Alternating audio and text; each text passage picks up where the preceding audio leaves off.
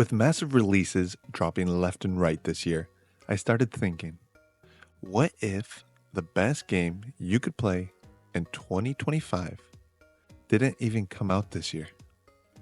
Let's talk about the best story-driven game of 2025 that actually dropped back in 2023.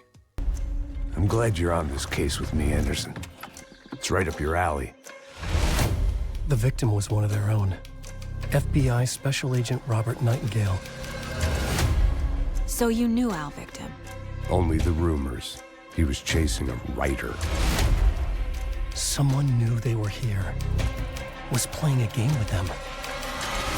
It didn't have a huge launch, no physical release, barely any mainstream hype. It was only available on Epic Store or console. And still, it turned out to be one of the most unforgettable horror puzzle story games I've played this year. The game? Alan Wake 2. I'm outside in a forest, not here, not here, not here. I know what you're probably thinking, but Dex, I've never played the first Alan Wake. Don't worry, you don't need to. Alan Wake 2 is designed to stand on its own. It gives you just enough background from the first game while letting you uncover an entirely new mystery through two main characters. Watching us. How do you run from an idea? From a story that lives in your head? Throughout the game, you actually switch between two protagonists, each giving you a different perspective on the story. First, you have Alan Wake, a writer trapped in a twisted, dark dimension, slowly losing his grip on reality. And then there's Agent Anderson, an FBI profiler investigating ritualistic murders in a quiet Pacific Northwest town, actually set in my home state, Washington. Wake says the story will change reality around us.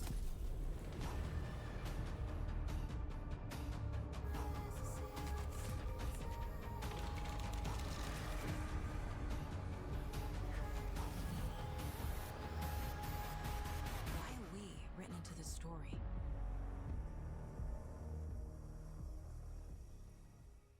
What's great about Agent Anderson is that she's experiencing all of this for the first time, just like us.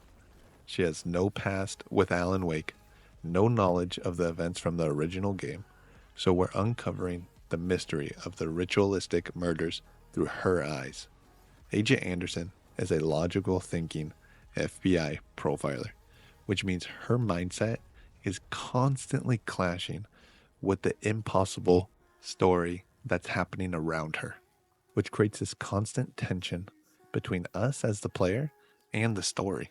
As you play as Agent Anderson, you're trying to piece together a story that shouldn't even be possible.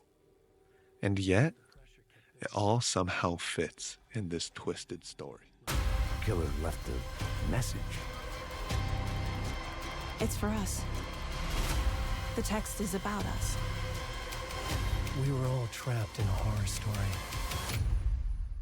The horror story wanted us dead.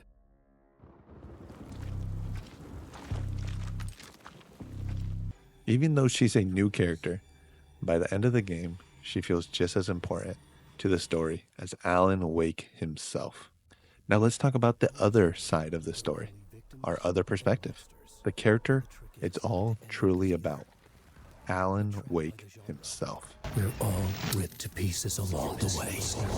No! Welcome. We have a great show for you here tonight. Alan Wake, one of my all-time favorite writers, and guests on the show. He's here to talk about his latest book. Initiation tells the story of a fictional writer named Alan Wake, who is trapped in a nightmare, desperately trying to find the manuscript of a novel he has forgotten he has written. In the first game, Alan Wake is trying to uncover the mystery of his wife's disappearance during their vacation in Bright Falls, all while experiencing events from the plot of his latest novel, which he doesn't even remember writing. In Alan Wake 2, he's trapped for over a decade in a nightmarish dimension called the Dark Place. And here's the twist. His words shape reality. So he's literally writing his way out of the nightmare one page at a time. But every word he writes seems to put him deeper and deeper into this dark place. I'm trapped here. In this nightmare. I write to escape. Every word is a step forward.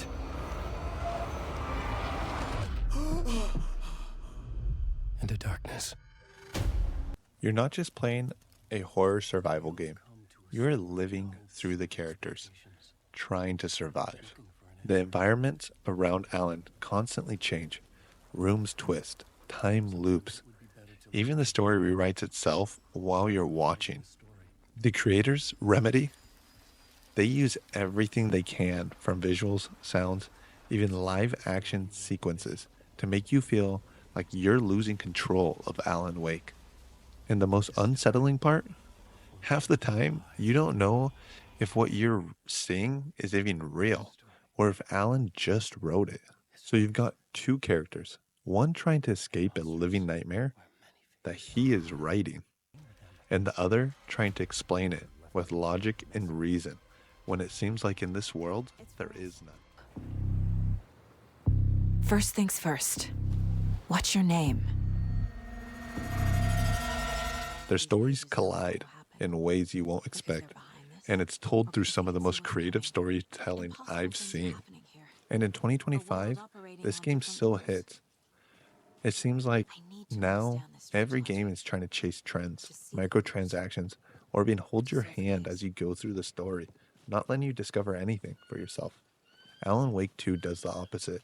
It takes its time, it leans into the story, it respects your intelligence as the player and your feelings for a mystery horror story, and it delivers. There's constant jump scares and tension building. There's no hand holding, just a game that makes you second guess yourself at every corner.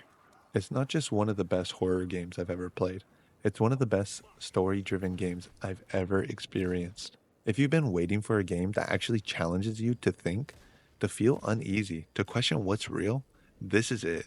And that's why Alan Wake 2, even 2 years after its release, might just be the best game you can play right now in 2025. Let me know in the comments, have you ever played Alan Wake 2? Or is this the first time you've even heard of it? I've got more deep dives coming your way on games that deserve way more love. So if you're into story-rich horror games and hidden gems, just like me, make sure you hit that sub button. And hey, don't be like Alan and be careful what you write down.